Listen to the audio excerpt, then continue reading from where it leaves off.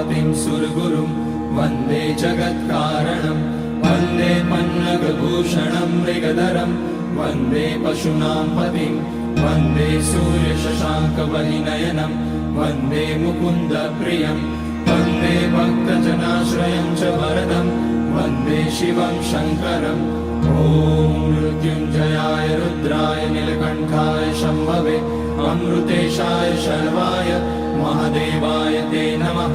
नमस्तेस्तु भगवन् विश्वेश्वराय महादेवाय त्र्यम्बकाय त्रिपुरान्तकाय त्रिकाग्निकालाय कालाग्निरुद्राय नीलकण्ठाय मृत्युञ्जयाय सर्वेश्वराय सदाशिवाय श्रीमान् महादेवाय नमः।